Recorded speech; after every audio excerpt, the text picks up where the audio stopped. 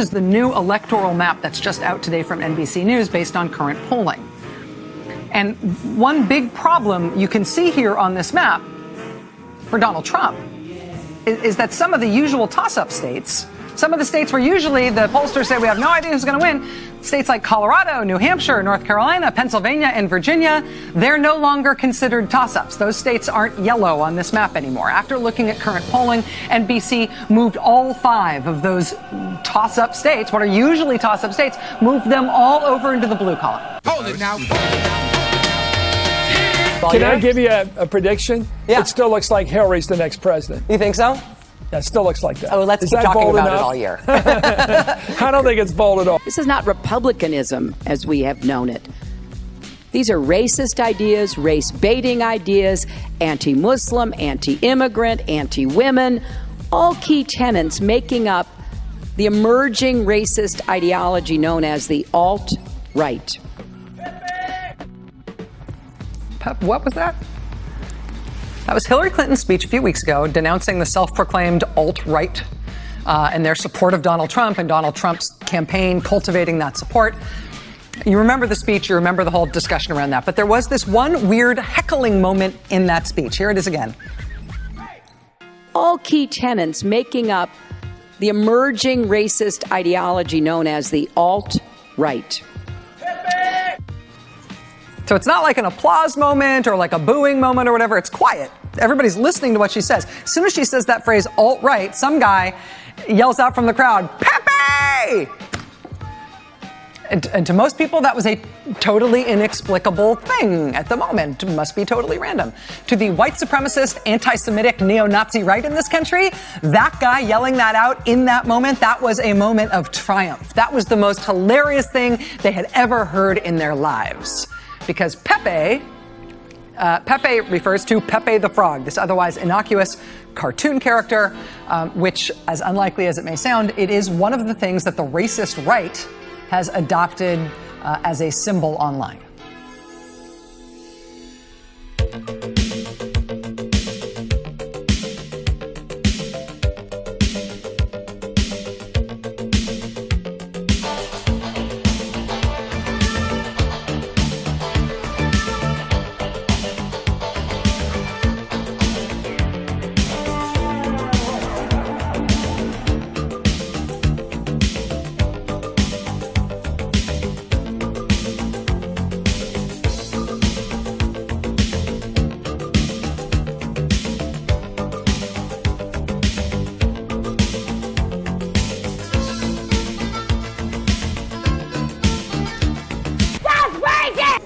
With South Carolina and Kansas, you would think those would be not just likely, but likely / slam dunk / guaranteed / obviously this is ruby red, South Carolina and Kansas. But instead, they're light red. They're just lean Republican now. South Carolina leans Republican. The state of South Carolina has gone Republican. Kansas leans Republican. Donald Trump, we project, will win. Kansas, with its 6 electoral votes. And if those are the toss-up states, if you do the math associated with all the electoral votes from all of the states, if they go that way, if the lean Republican and likely Republican go red, and the lean Democrat and likely Democrat go blue, if you sign those out that way, and then you say that Donald Trump has the best day in the entire world, completely outperforms expectations, and he wins all of the toss-up states. He wins all 5 of those states, plus that electoral college vote in Maine that he's after. If he wins all of the toss-ups, which would be insane because nobody wins all of the toss-up states, even if Donald Trump did win all of the toss-up states, he would still lose. Hot off the presses, we are breaking this news right here, right now. You're going to think I'm kidding. But the presidential race appears to be tied in South Carolina. Yes, I said South Carolina, not North Carolina. Right now, the state of South Carolina has gone Republican. And this is a Democratic polling firm, but this is a real polling firm. This is legit methodology. And they are finding a tie in presidential politics in South Carolina?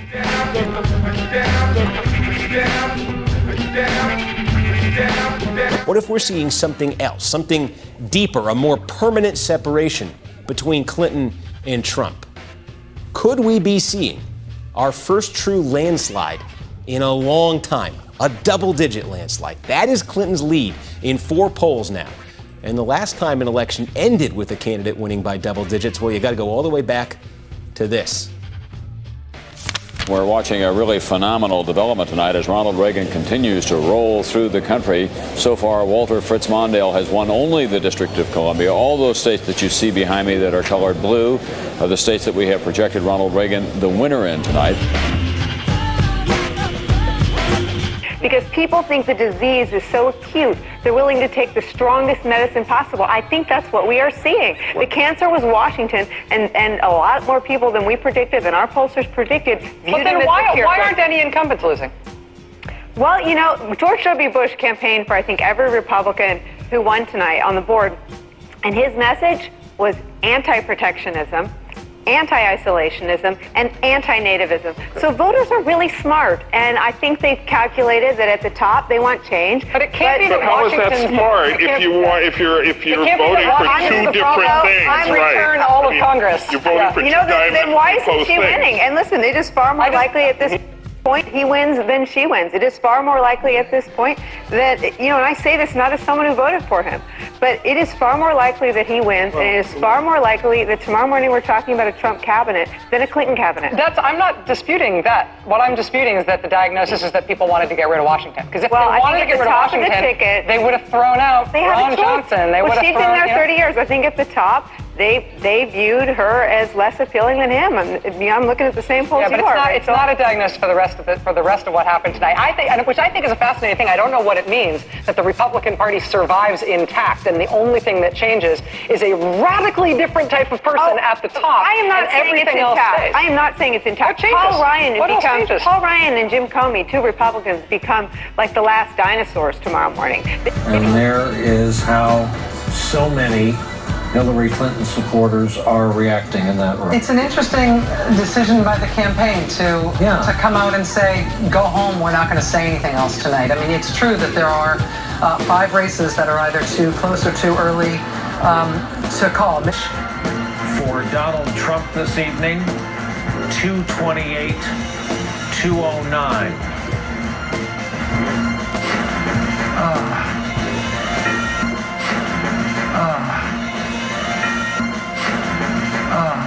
Am I correct that we're going to hear from John Podesta soon from the podium?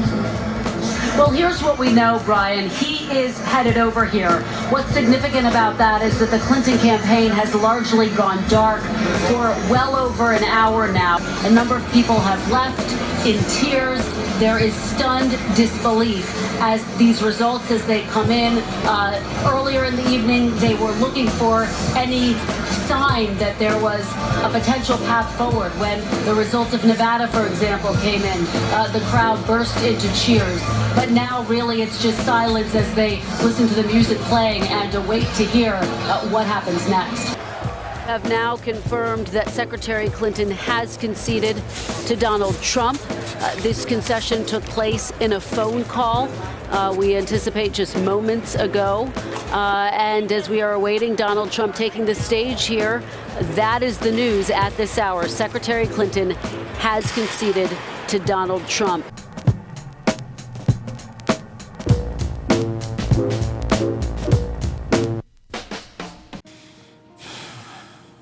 You're awake, by the way.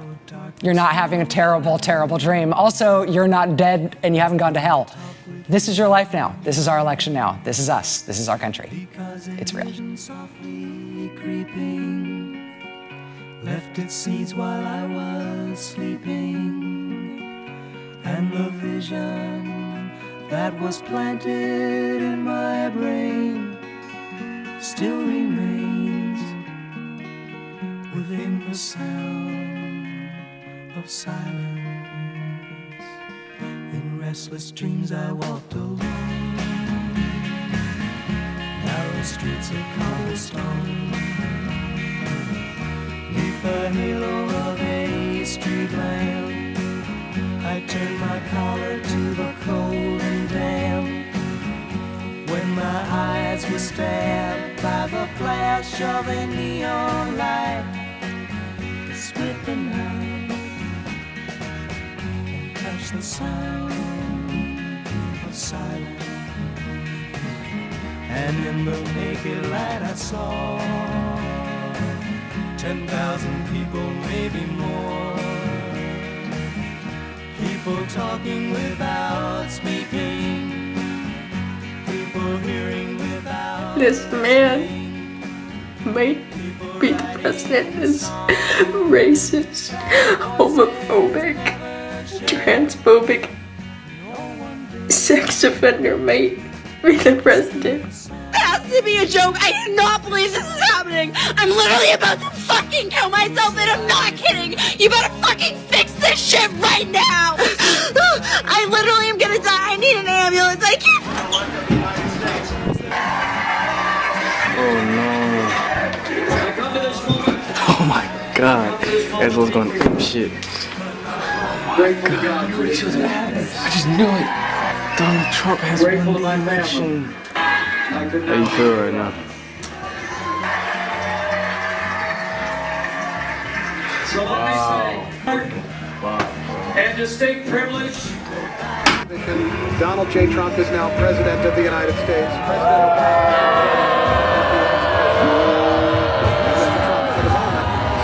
What a great honor to be able to introduce for the first time ever anywhere the 45th President of the United States of America, Donald.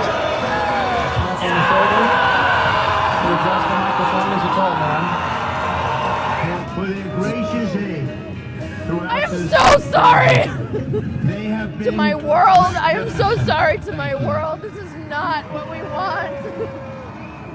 We will face challenges. There's so much potential but we will get the job done. for beauty and for devastation. In this one moment, it's just almost incomprehensible that they can exist right now. So, and we are grateful. So close.